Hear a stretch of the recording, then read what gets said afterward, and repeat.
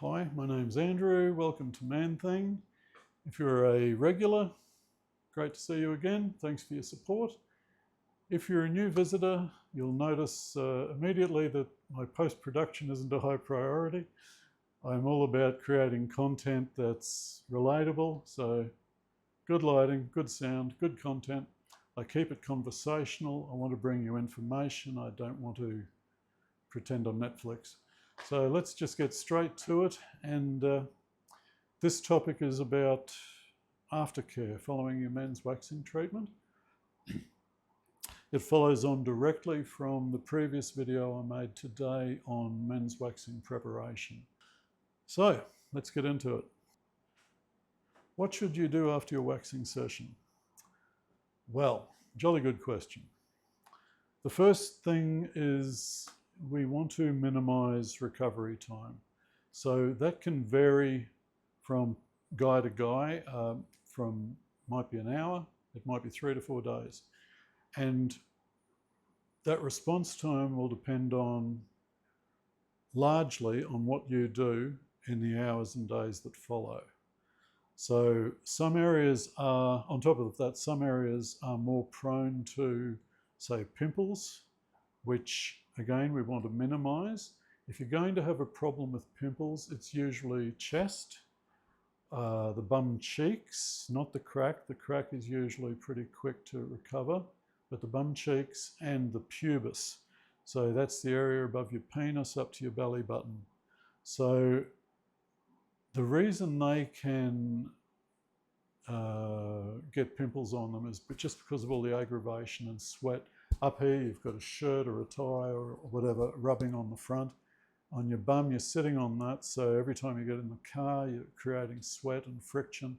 And your pubis, because it's rather soft flesh and you've got a belt or the elastic of your pants and the elastic of your jocks rubbing against it. So these areas are getting constant friction and building up moisture all day. So these are the areas that will inflame, if anywhere. So in order to reduce that, you want to keep them largely sweat-free if we can. We'll get into that in a minute. When you go in for your treatment, your waxing therapist will give you an aftercare sheet, and that will have a list of recommended do's and don'ts. So do read through them. They are relevant. It's not just waffle. There's some good points on it that will help you recover quicker and maximize the benefits of your wax. One of the recommendations will be to get an after-wax lotion or cream or oil, whatever particular product they have. But that after-wax lotion serves 3 functions usually. It's like an anti-inflammatory, it's also an antiseptic, so it basically gets rid of all the germs in the area, and an emulsifier. So the emulsifier is like an oil that helps break down any residual wax on your body, just that may have escaped the wax strip or whatever, and might cause it to stick to your clothes. So all of these things are in it. Your waxing therapist during the session will end the treatment with that product, but they might miss a little bit, or you might find a bit when you get home. It's good to have the right product. And as I say, it helps recovery, so it'll minimize recovery time. So that's really important. The next thing is what not to put on your body, and that is antiperspirants or deodorants on any area that's still inflamed. So if your skin hasn't returned to normal, don't go putting another chemical on them. Wait for it to settle down until you go doing that, okay? Now we come to perspiration. This is a big one. So when we pull the hair out of your skin, technically we're creating a micro wound. So we're pulling that hair out away from your blood supply. So that leaves that hair follicle vulnerable to infection. So, and this is why I say don't put foreign substances on there. You don't want chemicals going down there that don't belong there. So The same applies to excess sweat, so sebum and all the things that come out of your skin as the skin cleans itself. We don't really want that clogging up your vulnerable hair follicles any more than it has to be. So the symptoms you'll see if you do infect the hair shafts is usually whiteheads. So you might notice you'll get white pimples, which can be rather unsightly and a bit itchy, and it's better if you don't get them.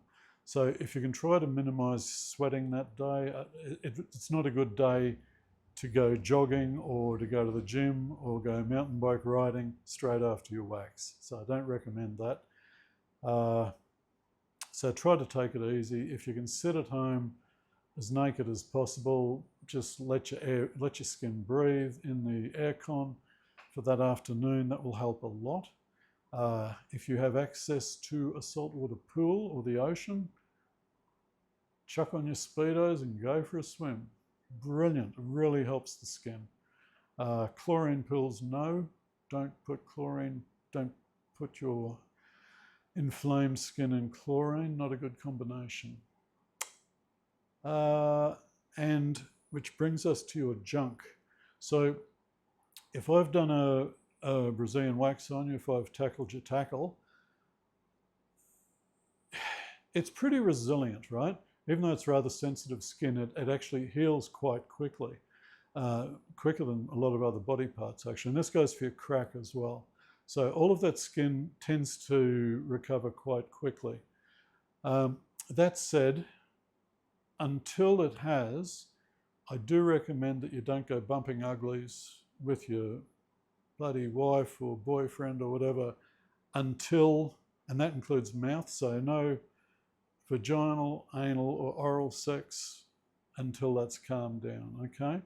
If you're feeling a bit horny or whatever, knock one out. Go home and choke the chicken. Use your after wax lotion as a lubricant. Kills two birds with one stone. And that's it really. I hope that answers your questions and I've helped put any fears you might have to rest. If you have any questions or comments, put them below. Would love a like and subscribe. And yeah, until the next video, I shall see you shortly. Have a brilliant day. I can't emphasize how brilliant I want your day to be. Okay, see you next time. Bye.